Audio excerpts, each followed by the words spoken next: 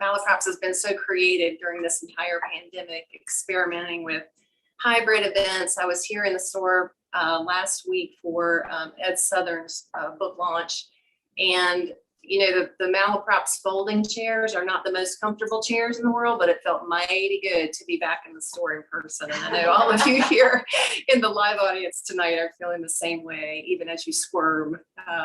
So thank you so much, Malaprops, for hosting this.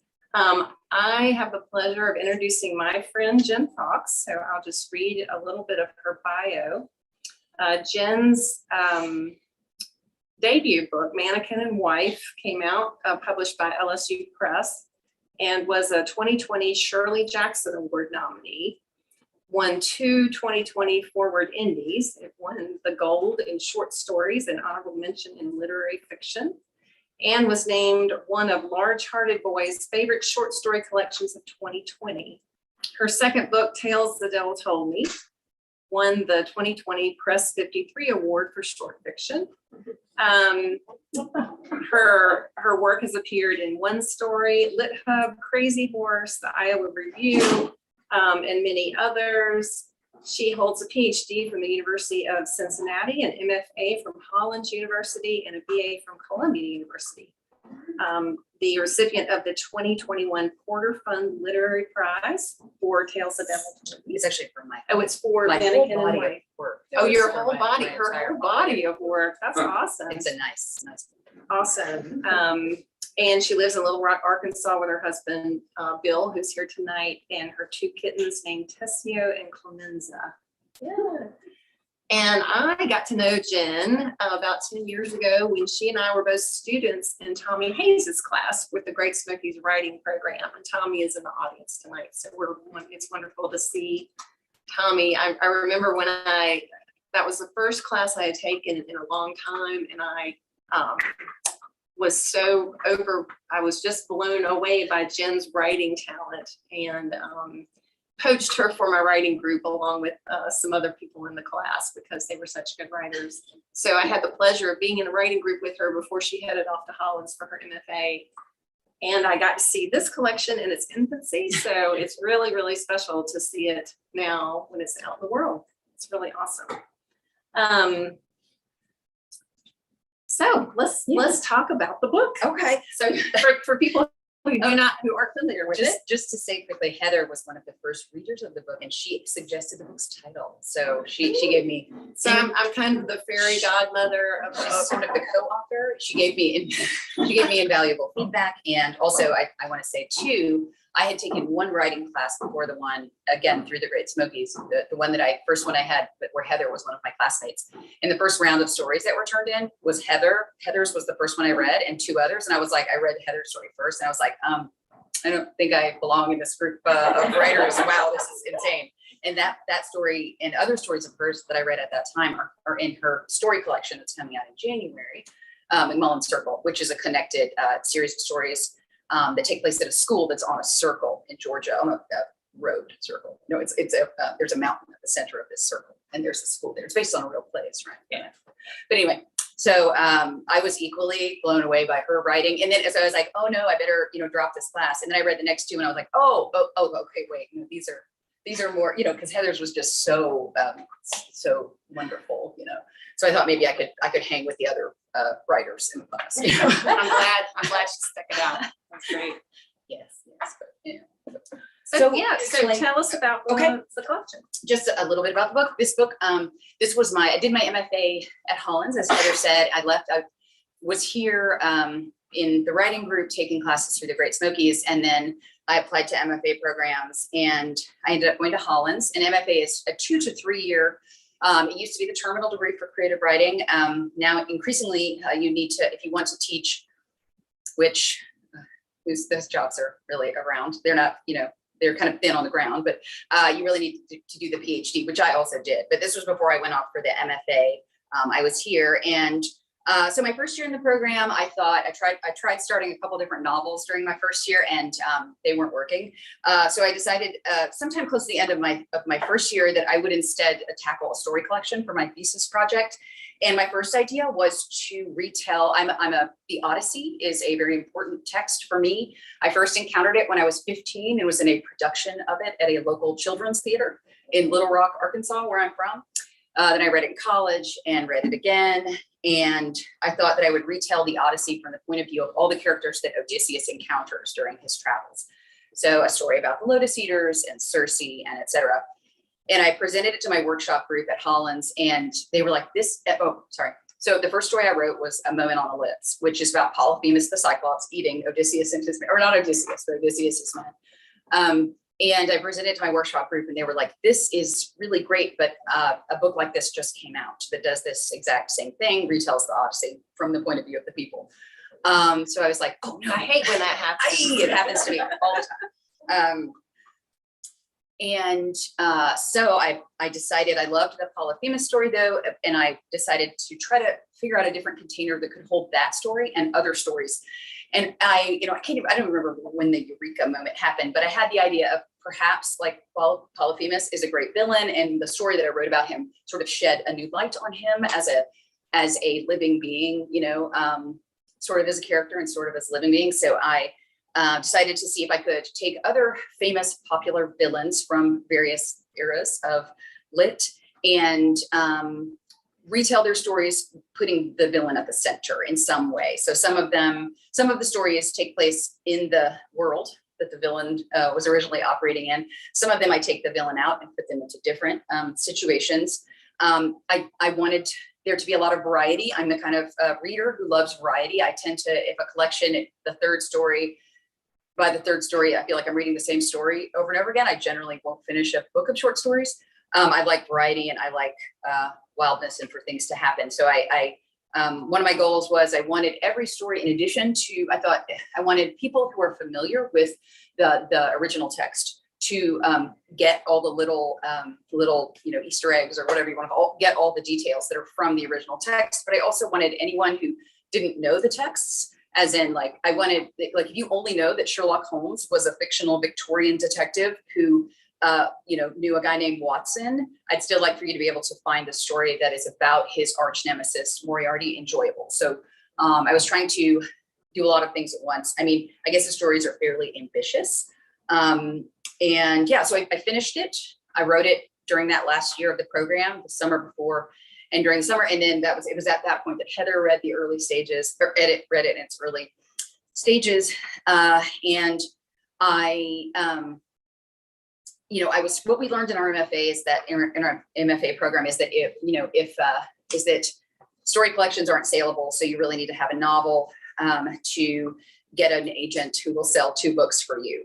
So after unsuccessfully trying to get an agent with this book for a little while, I put it away and worked on writing a novel. And during that time I did my PhD, and all these various tragedies befell me. And so this book has been finished since 2010. And I wrote another book of stories in the meantime.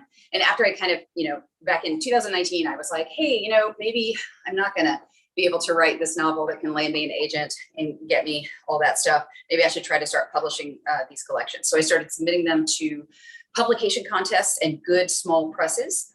And Mannequin and Wife was taken for publication by LSU Press. And this one won the Press 53 award in 2020. They're in Winston-Salem, Press 53, a great little press. They were both finalists in other collection contests and for publication elsewhere. So it's kind of strange that these stories have been in this form and finished for a really long time, kind of hanging around, and now they're finally in a book. Yeah, story collections have a very long gestation period. So it's a retelling, I guess you could say, of all these classics that you either have read or want people to think you have read. There's the Odyssey, there's a story from the point of view of the mirror in Snow White. There's the Cyclops that you mentioned, who's one of my favorites. There's Rumpelstiltskin. So lots of wonderful takes. I've heard people say that, the villain is just the protagonist of another story. And that's certainly the case here. So Jen got a wonderful review in the Chicago Review of Books this week for this collection. And I just wanted to read a little snippet about what they said. They said, when she reimagines these classics, she brings another layer of meaning from them. The adult layer, the shades of gray, the ability to perceive the humanity within the so-called monster. So I thought that was a very good, concise way of describing. It's pretty much the feel my of these whole project. stories. My work here is done. Yeah. So when you wrote the first story,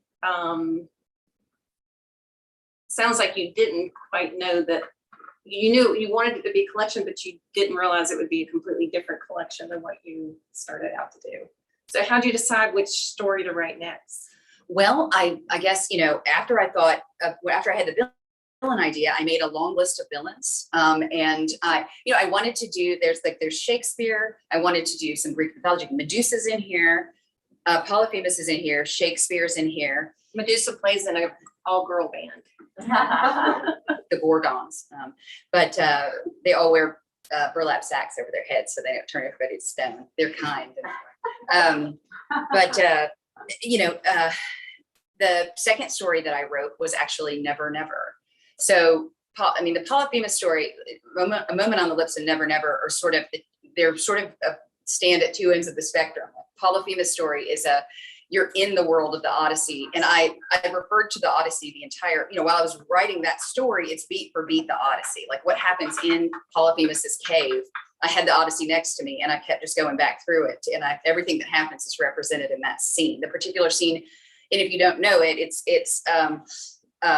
Odysseus and his men get into the Cyclops cave. He discovers them in there and he starts eating them. And he rolls the rock in place so they can't escape. And Odysseus, in the middle of the night, sharpens and heats up a giant pole and gets the Cyclops drunk and then stabs him in the eye and blinds him to get out of the cave. So he and his men can get out of the cave. So, but Never Never is at the other end of the spectrum in the kind of stories that are in here. And I took Captain Hook from J.M. Barrie's Peter Pan stories and took him out of the pirating life and put him in, he works at the post office in this version.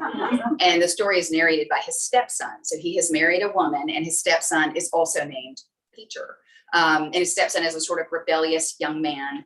And he is learning, he is in ways refusing to grow up. The story plays on a lot of the themes of Peter Pan, but it's almost, you do go to Neverland for like one scene, there's one scene in Neverland. And the characters, some of the other characters from the world are in there. But and then I thought, hey, this is cool. I can go from this to this. I have this spectrum here, these two stories that are doing this, but I think they still work together tonally and in terms of my overall thematic idea, my overall thematic notion.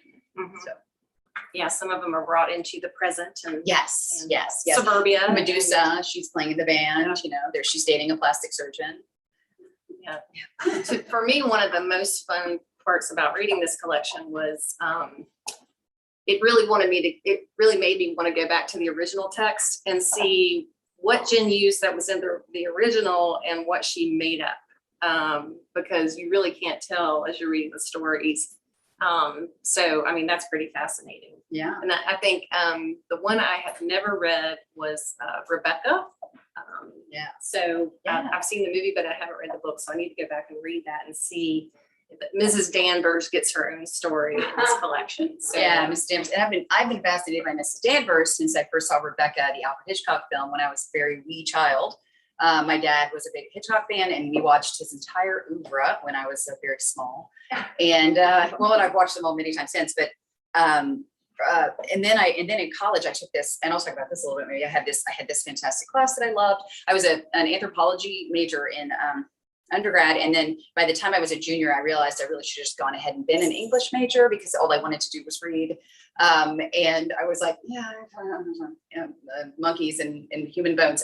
Fascinating stuff. But so I took a lot of lit classes, especially during my junior and senior year. And I took this class called Forms of Popular Fiction, and we read Sherlock Holmes. I'd never read Sherlock Holmes before that. I read Rebecca, which I'd never read. And I think there's another story in here that I also, and one of his ideas, it was called Forms of Popular Fiction. At the time, these stories, which are now classics, were pop fiction, right? Shakespeare was pop. Shakespeare was for the masses. He dealt with the clowns and the small people, and the people who came to see his plays were, the peasants are not the peasants. Let's say the peasants are revolting. I know. The people in the seats, the people on the floor. I can't remember what they're called. Anyway, the what? Groundlings. Yes, exactly.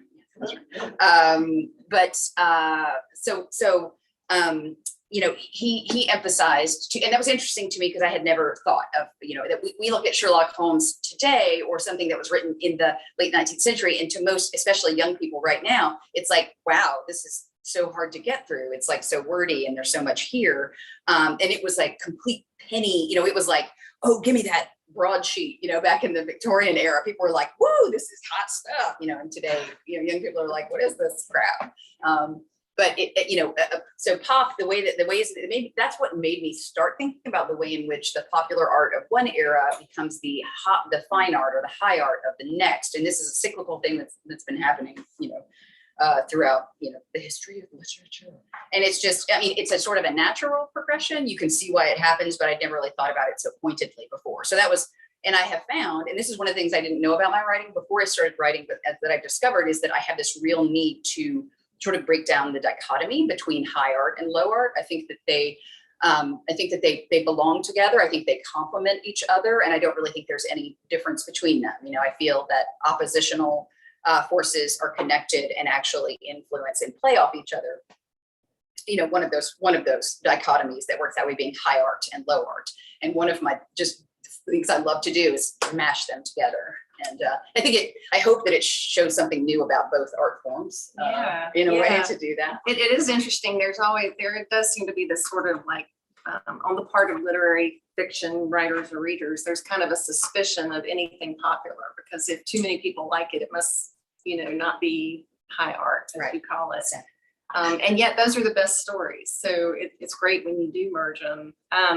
And I think one way that you merge the two is that even though you are one of the most literary writers that I know in terms of beautiful language and attention to, I always feel like Jen has a whole novel behind every story. Like she's got that much preparation and thought behind each story, which makes a really, really good short story.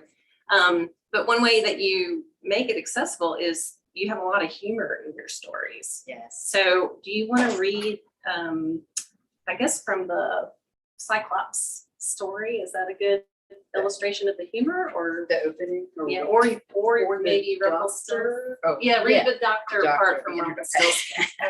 Okay, I'm just read like a couple of short passages while we're talking. So this is the story that opens the collection. It's one of my favorite stories, as all of the stories are. And in this story, it's a reimagining of Rumpelstiltskin, and Rumpelstiltskin is having a hard time. He has a drinking problem. He met a girl in a bar. They had too much to drink. Went back to her place. She promised him her firstborn child. He really wants to be a dad. He wants to be a dad. He feels like it will.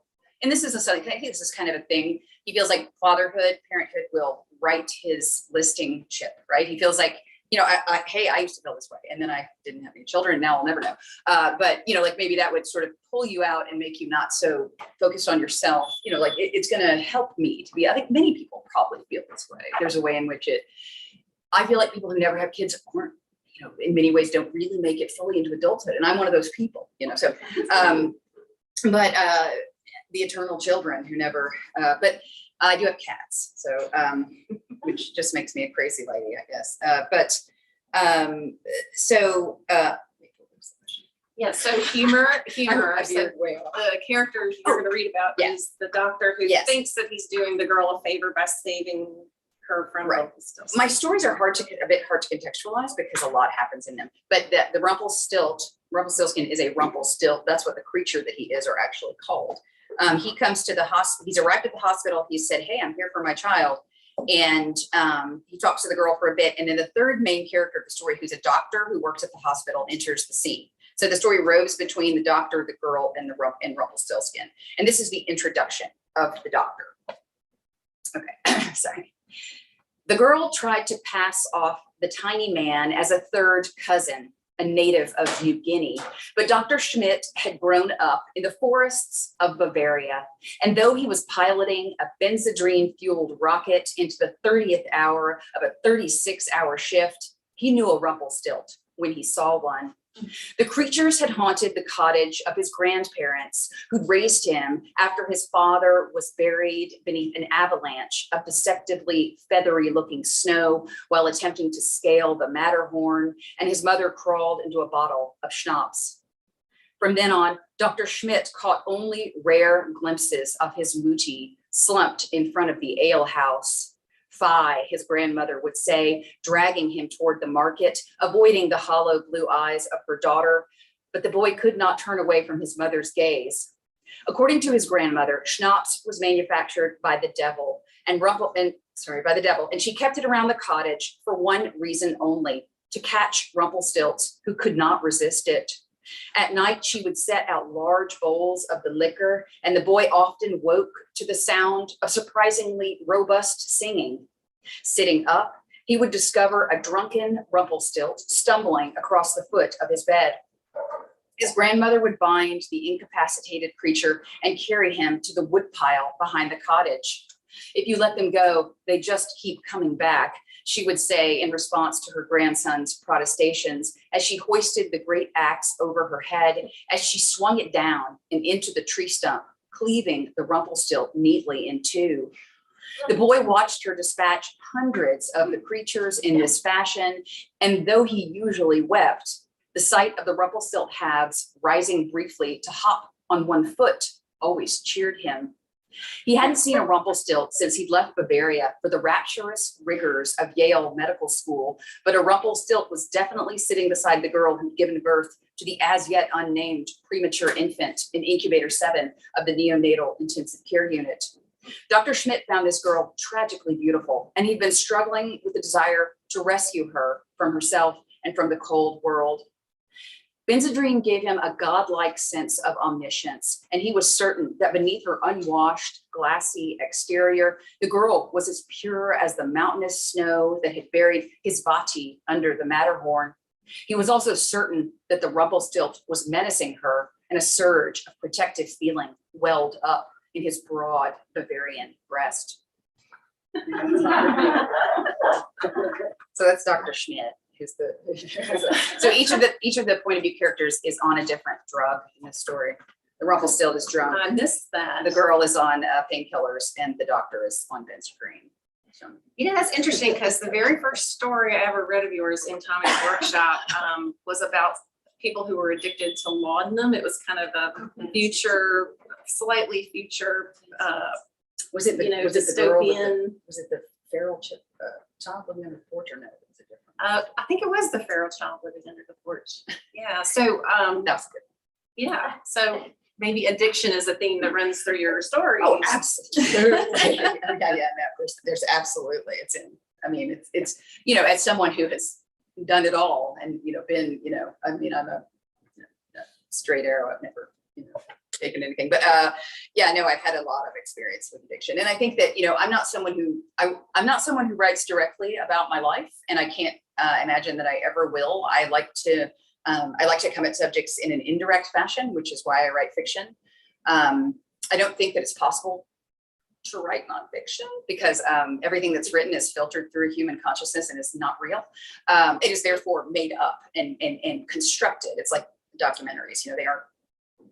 They're constructed by someone. It's a narrative. It's not a real thing. So for me, I feel like fiction, the way that you can approach things, generally opens up more for me and shows me more interesting things that I don't think I would ever get at if I sat down and was like, I was born on, but yeah, we're not dissing any nonfiction writers in the audience. No, it's great.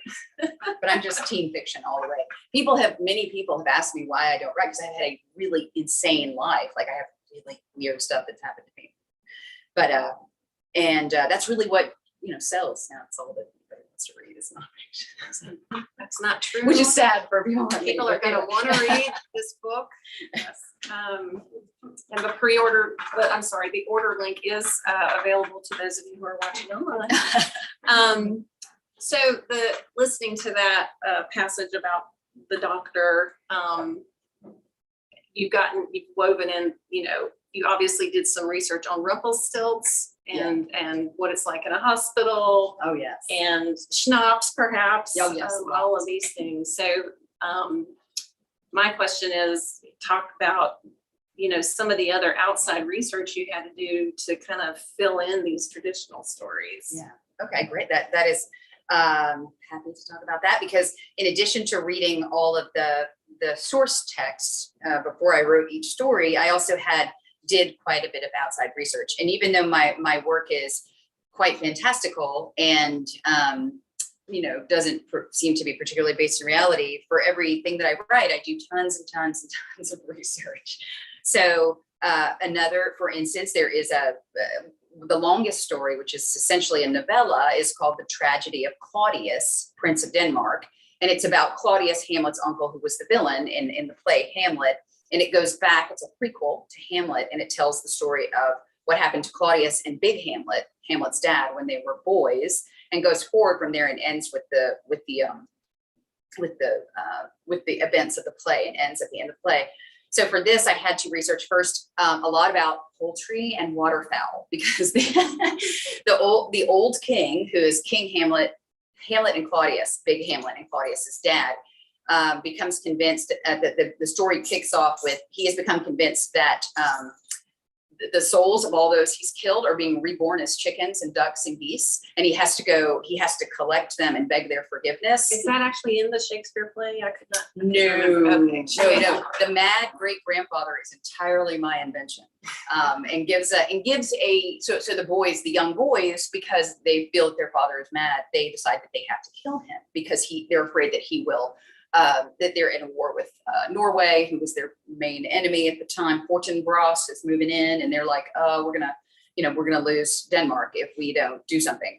But he becomes so all the stuff about like waterfowl, what it would be like to have them indoors, the different kinds of the birds, and of course, for that story, research into what it would have been like in an actual Danish castle, at the time, like what Denmark would have looked like, what kind of tapestries would have been on the wall, would the floor would have been rush covered, what would there's a scene where he goes up on the battlements, and what the top of a castle would have looked like, how you would have traversed the top of a castle. There's a walk around, all the names for the little bits of a castle, and then in addition, there is the character Claudius. He loves animals, and he likes to help the groomsmen and the guys who work in the stable. He likes to go out and help them with animal births. He's interested in birth and life from his dad. His crazy dad instills this in him with his chicken obsession.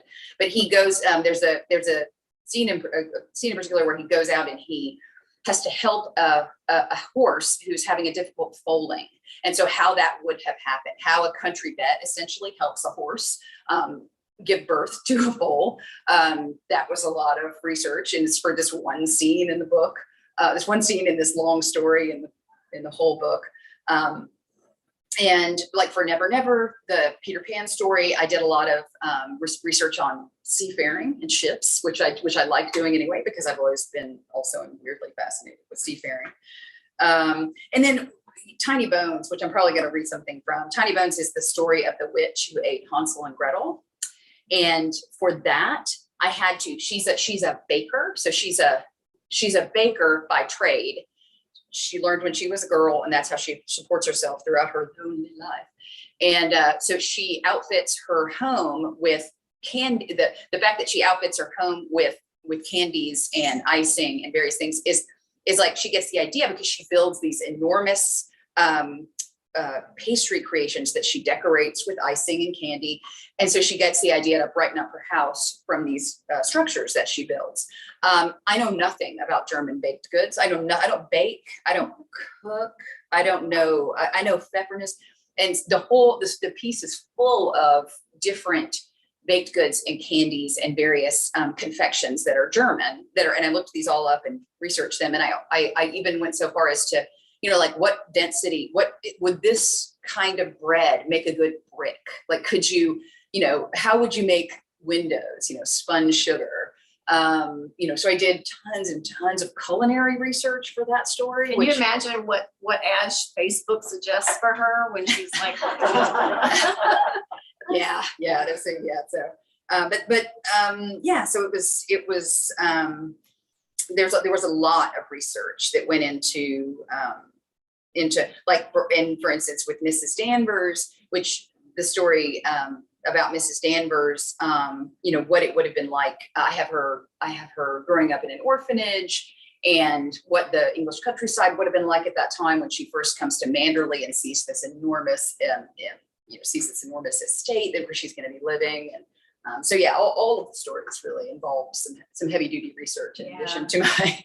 So we'll get you to read some of that bakery stuff in a moment, but let me ask you this first, because I know I and certain other people in the audience who will remain unnamed, we sometimes find that doing the research and going down those rabbit holes is a good excuse not to be writing. So do you have how do you manage to get your writing done and not get carried away on the research? Well, it's tough because I think that one of the greatest pleasures for me is the research. And I think a lot of people feel this way. I remember talking to it with people in my programs and professors, when you write fiction, particularly if you go to a lot of different kinds of places and if you write different kinds of stories, you get to learn a little bit about everything in the whole world. I know a little bit, let's be honest, I know a lot about cannibalism. Sorry, there's quite a few of the stories deal with anthropophagy, and that's a question I always get because some of the stories in my other collection did too. But I know a lot about, I taxidermy, for various stories, I've had to go deeply into things. But honestly, for this novel, I've been writing for many, many years. I did tons because it's set in Nashville during the Civil War, this novel. I did acres of research, before I even started working on that book. And it is definitely it's a danger, but I guess I used to love writing as much as researching. Now writing is harder. When I was an early stage writer, I didn't know that I had to think about other people and audience and whatnot, and I just did whatever I wanted to do. And it was so much easier to write. But I guess because I've also enjoyed the writing part, and I really love to get stuff down on the page. Like, it really makes me feel good to write, even though it's harder now than it used to be. A day, for many years, I wrote every day. For hours. I was insane. I've had to pull back from that because you can't really do that to yourself. It's so draining and sort of, it's also difficult to like have any other people in your life or, take care of input. But yeah, I like writing as much as researching. I like them both equally, I think. So. And you obviously have made the time to get the writing in, yes, with all of the research. Yes, absolutely. Yeah, and I think some people say you have to get back to your writing every day. I think you just have to get back to it regularly enough that you remember what you've already done, so that you're not having to refresh your memory every time you go back to whatever piece you're working on. Yes. And that certainly works for me. I don't write every day either. So, yeah. As I say, I did for years, but it just becomes, it becomes impossible, I guess, unless you're able to make a living off of it, which is not, and probably even then it becomes impossible. You have to take breaks. Yeah, you have to make time for things like renovation shows on HGTV in my case, and Kittens in your case, right. Things like that. Columbo, all the episodes of Columbo. That's what I have to make. Very important. So, what do you want to read us the bakery stuff? Oh yes, yes. So I'm going to read from Tiny Bones, which this is the story about the witch. And I'm going to read. Let's see. From Hansel and Gretel. Yeah, there's the witch from Hansel and Gretel. I'm going to read. This is after the opening part of the story explains how she first ate a person ended up partaking of another human being. And then we move from the early, the early part into the time when she has gotten through that dearth. There are a series of dearths, right, famines, where everybody's starving in this town or in this little area. And so we've learned that about her, and now she's aged quite a bit. She's working as a baker. And here is what she does at that time. Now, far older, but no wiser, I once again took up the creation of Pfefferkuchen monuments and soaring streetzel towers. I worked 12-hour days in the bakery, coated in flour and sugar and spice, lodging in a boarding house and saving my wages for a little place of my own. I aged. It was during these years that my hair began to gray, my eyes to fail, my skin to sag. Eventually, I was able to buy a cottage, one that stood alone in the depths of the ancient forest. My new home was dark and rather drab, and on what seemed to me a whim, I decided to dress it up like one of my pastry creations. I ornamented it with keksi and bonbons, covered the wood siding in a facade of Lebkuchen bricks mortared with white icing, coated the tar paper roof in hazelnut and almond shingles, constructed a picket fence of peppermint sticks.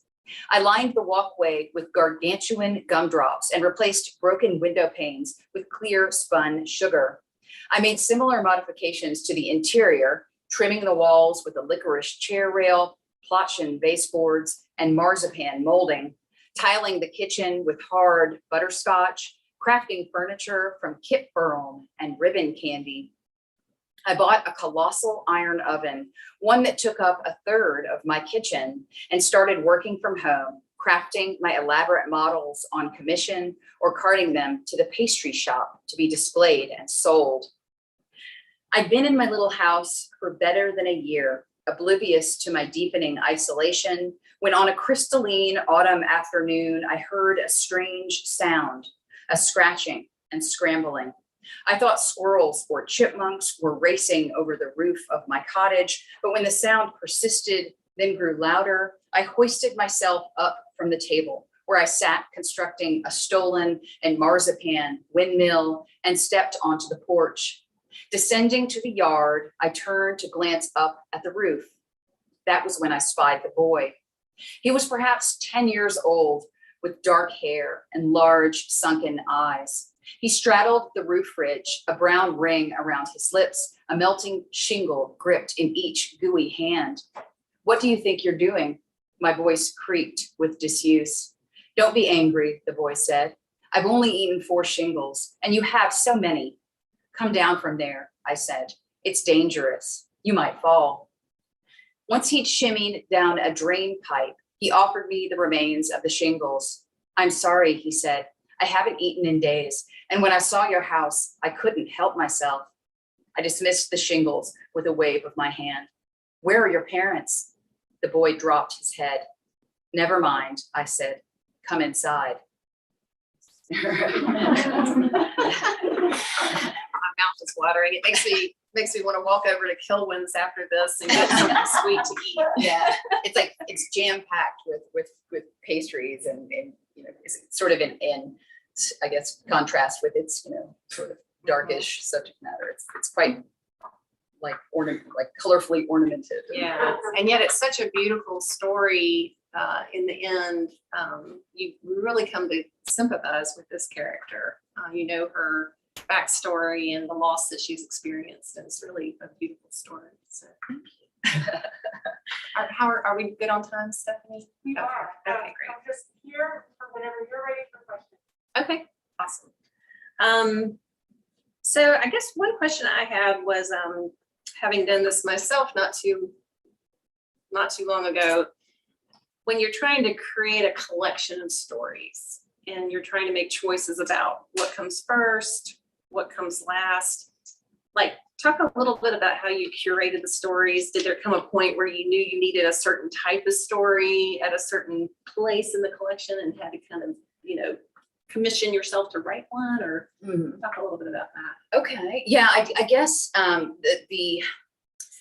this story that ends the book, it's been the story that ends the book. As soon as I figured out where it was going and what it was going to do, I knew it would end the book. It's absolutely it's like sort of making a meta commentary on all the rest of the stories in the book and on storytelling in general.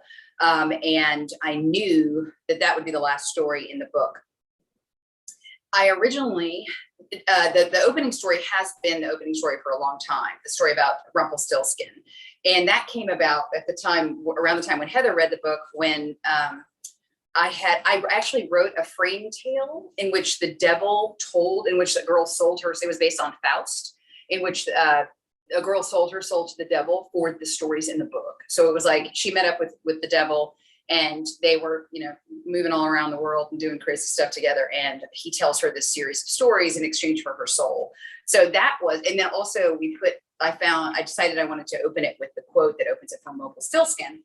But originally, and I had forgotten this, I actually did an interview where I was like, oh yeah, that story's always been up front. And I just remembered a couple of days ago when I was answering another set of interview questions that for a while, Dynamics was the opening story. And the book was called The Dynamics of an Asteroid, Tales of Villainy Revised. That was the first title I had for it in my it was my MFA thesis. I think we came up with a better title, don't you? Yeah, absolutely.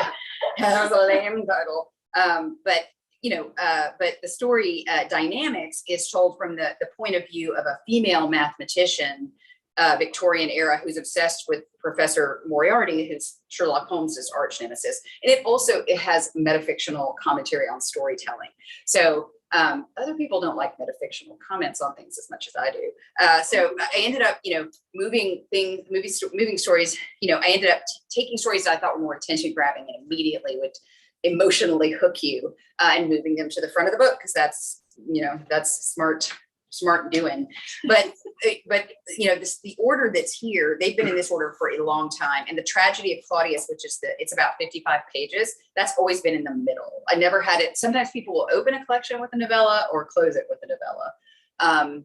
And I have always had it towards the middle, and everybody who's read it has said that they think that that's the best placement for it. So, yeah. And I always try to think about length. Like in my first book, it was a lot more decisions because I had a lot of flash fiction in that book too. I like to think about the length of a story. I like to give people time a moment to breathe, kind of between these long, dense, some of the stories I write are, can be dense in parts and are intense. And I like to give a little palate cleanser, like a piece of short fiction or something short. And I also think some about thematically, one story leading into the next, the connections between the stories as they roll into each other. Mm-hmm. So I think about all those things when putting together a collection. I mean, I've done it twice now. I don't know if I ever will again, because I don't know if I'll ever have enough short stories to make another book, because they're really as hard to write as novels for me now, as trying to work on a novel for me now, because they are novelistic, as Heather pointed out. I've been getting that comment all my writing life. Mm-hmm. Each story really contains a ton, and that's actually one of the reasons that I wrote this is I feel like every story that we love or hate, there's so much we're seeing a tiny section of what's available in a piece, in any tale, in any text, right? We're seeing this part where Hamlet, where Hamlet's like, I can't act. Why can't I make a move? Oh, woe is me. We see that section of the story of Hamlet, but there's an entire world that's happened before and is happening all around outside the castle.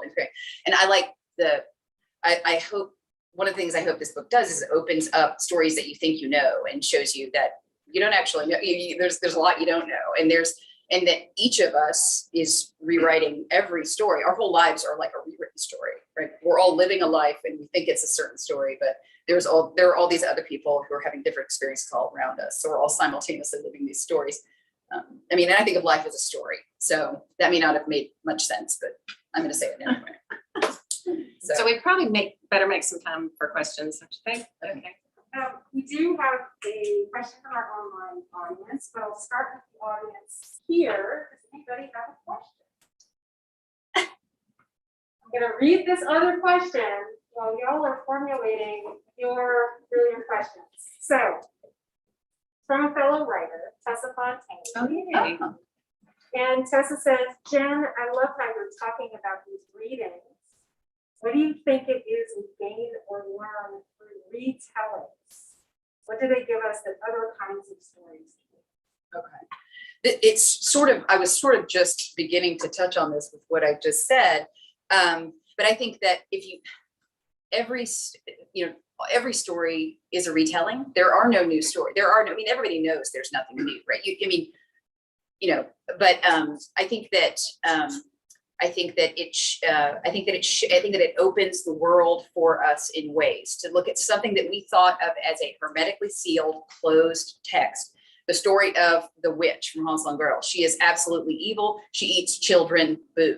That is a closed circuit. That's not, it's not open to any more interpretation. I see every story, all the stories that are swirling around us as being interconnected and open in ways that perhaps you can't see at first. But if you lift the curtain or look under the floorboards, you're going to find, if a story is a world, if you poke around and maybe open the door and go outside, you're going to find an entirely new playing field that you can exploit and play with. And as I say, I think that we love these. There's so many reasons. You get pleasure. There's pleasure if you know the stories and you see the details that you know. But I think it also helps us all to sort of maybe open ourselves up a little bit more and not be such, especially someone like me, I'm a pretty closed system. Like I'm terrified. I have anxiety. I can't, go outside. No, I can go outside. I have a lot of, and I think that it's hard for me to collaborate and things like that. So there's a way in which I'm doing this for me because I want also to open myself up and be open to other people and collaboration and thinking about other stories and other human beings. So I think that, people keep doing it. There's a reason people keep doing it, and people have been doing it since, people were retelling Shakespeare. Shakespeare was retelling stories himself. Many of the stories that we take as, that's the Shakespeare play. No, that's a retelling of something else. So I think it's perhaps more, it's quite common and important for our literary heritage. Does anyone have a question? You don't have to. I was going to say, I know some of you by name and I'm willing to just call it. Kids.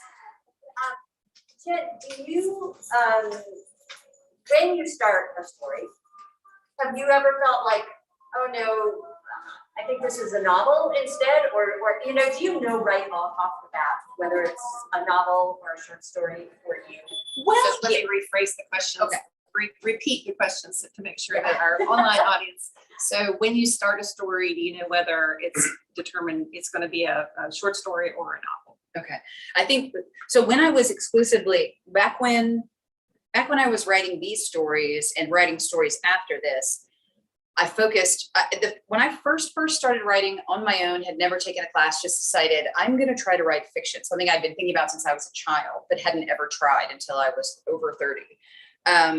I tried to write a novel, and then I tried to write another novel, and then I tried to write another novel, and I couldn't do it because I had no idea how to write fiction at all. So I decided at that point to go back and teach myself, I read, I'm a big reader. I've read everything. I have a pretty deep knowledge of literature. And I decided that what I needed to do was read short fiction, try to emulate some of the things I saw happening in the short fiction, and figure out how to write a story, because I figured I was never going to be able to go the marathon distance of a novel unless I learned how to create characters and make scenes and write dialogue. So I then just intensely started working on short story writing. And that's what I did when I met you guys and was in the group, and when I went off to my MFA, tried to write a novel. It was not happening. Novel writing, I'm the kind of writer who my stories are written from beginning to end with very little revision or editing. And in order to write a piece of fiction that way, you have to be able to hold the entire thing in your head at once. And there's a point after which, 100 pages, I think we were saying, you can't hold the entire thing in your head anymore. And I'm not someone who's ever drafted or outlined anything in my entire life. In elementary school, when you had to turn in an outline, I did a retroactive outline after I wrote the piece, because I never understood how you first think of all the steps. For me, I just write, and it goes, wow, it comes out. So that has been the biggest challenge for me in terms of novel writing. I did get with my short fiction to where when I started a piece, I could tell approximately, and I was usually dead on how many pages it would end up being. So I would start a piece and I would go, this is a piece of flash fiction. Hooray, I'm going to finish it tomorrow. And then I would start another piece and I'd be like, this is going to be a 16-pager, because I just got to a point where I could feel pretty early in the process, maybe a quarter of the way in, how long it would be. And I was usually right. The longest sustained success, I have a novel now that I feel is successful and wonderful. Heather's actually read liked it. But the Claudius, which is in here, which is 55 pages, it's the longest success, I think, successful, sustained piece of fiction I've managed to write. But yeah, I did get quite good at predicting how long things would be. And I think that if I could get back to story writing, I still would, but I've been beating my head against writing a novel for 10 years now. So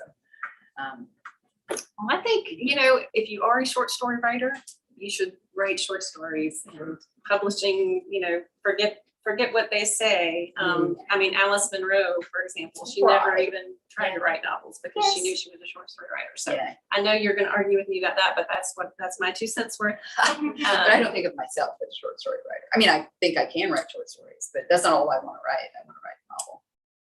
Yes.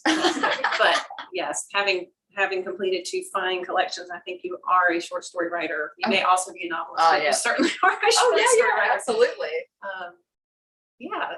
Any other questions? Thanks. I was just wondering, but it sounds like you answered this. So in the evolution of your stories, time doesn't really play a part. It sounds like you write them and that's it. Is that pretty much how it is? I just wonder if time, it seems like stories are so concentrated and so poetic, and it just seems to me that, but I haven't read a lot of them, so I don't know, that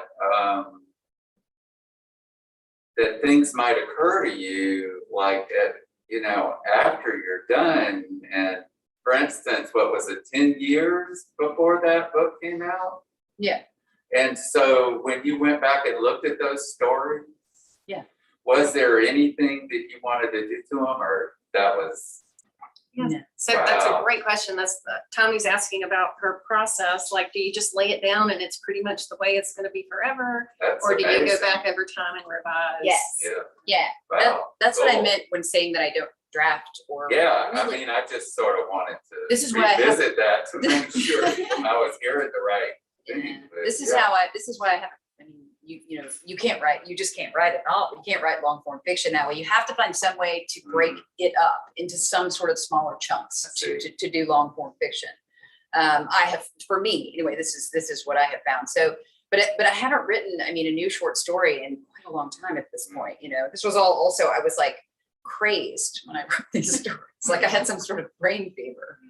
You were on Demerol like Rumpelstiltskin. Yeah, I was on Demerol and Benzedrine. I was flying like Dr. Schmidt. And I just had one other question of writers, short story writers who are working now, who you read a lot, or who you would suggest. Yeah. Well, I have I've read since my first book. My first book of short stories came out last September, so about a year ago.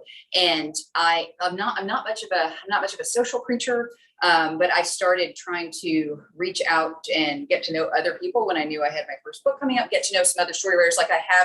There's a couple of writers I know from my programs that I love, whose work I love. There is a writer from here, a couple who were in my PhD program, writer named Woody Skinner, who had a book come out I'm sorry, I'm mixing up where I am. I lived here for 16 years and I'm from Little Rock and I've lived there for a long time, and I will mix the two. I will be like, wait, that's not Asheville, that's Little Rock. So my good friend Woody Skinner, who's from Arkansas, where I'm from, he had a book called 1,000 Distant Radios that came out in 2018. That was a finalist for that Penn First Collection Award. And his wife, Bess Winter, is one of my favorite writers. Also has one of the best names going. Yeah. And she is Canadian, but now she and Woody live in Illinois. They both teach. And her first book, called Machines of Another Era, came out in January of this year from a small press that's good, whose name Goldwake is the name of that press. And then I love I've read a bunch of story collections. Last year, there was a story collection called All of Us Killers by a woman, South Asian writer named Jenny Bott. And she was another older woman. Like when my first book came out, I was 46. She's another woman. We actually did a reading together, an online reading together. She'd been writing for many, many years, and she's really interested in Desi literature, the literature of South Asia. And she had this really remarkable collection of stories that came out last year that I read, and we did an event together. Those are awesome stories. Some of them are speculative, some of them take place in India, some in other countries because she's lived all over the world. Also, there's a woman named Mary South whose story collection came out last year. They're really, again, I like speculative, sort of bizarre fiction, and it's called You Will Never Be Forgotten. And the title story is about this, some of them are like they're future set, a lot of them, that there's title story. There's a story is about a woman who keeps giving birth to the same child. And then one other, there's many I could name. There's a Chicago writer named Rachel Swearingen, whose book, How to Walk on Water, which was also her first collection, came out last year. I love that book. It came out from New American Press, and her stories are so like they plumb the weirdness of the world, but in these really delicate, really subtle, delicate ways, unlike mine, which is like, I guess, a sledgehammer to the head kind of sometimes. And then I love, let's see, I'm going to just name a couple more because and I just had someone else in mind. There's a fantastic story writer, and he's published like 17 books or like 5 million books, a writer named John McNally, who teaches in Louisiana, I think it's the University of Lafayette, Louisiana. And he is just a force of nature. Like he's written all these fantastic books. His like maybe 17th book or something came out last year, a story collection called The Fear of Everything. And it's he is also poignant and strange, but also hilarious. Lots of funny stuff. So John McNally is another wonderful writer. That's a great reading list, and I bet you should order some of those from Malaprop. Absolutely. I just didn't want to leave out. It's impossible to not leave out something. Well, I mean, yeah, there's like great. 50 other people. So it's a little bit after 7, and so I'll just invite y'all to just offer up any last thoughts. Okay. Before we say goodnight to everybody. Thank you. Thanks again to Malaprops for letting us come and talk about our favorite subject, books and writing. Really appreciate all of you, especially who came in person. It's a really, really beautiful book. And the holidays are approaching. So anyone on your list, this is a great option. Yeah, I'm a terrible salesperson. So book, yeah, and also pre-order Heather's book that comes out in January from Regal House, right? Yes. That's called McMullen Circle. That's a connected book of short stories. So here's another great short story writer sitting right beside. There you go. This is great. Thank you so much. Thank you so much. Thank you guys.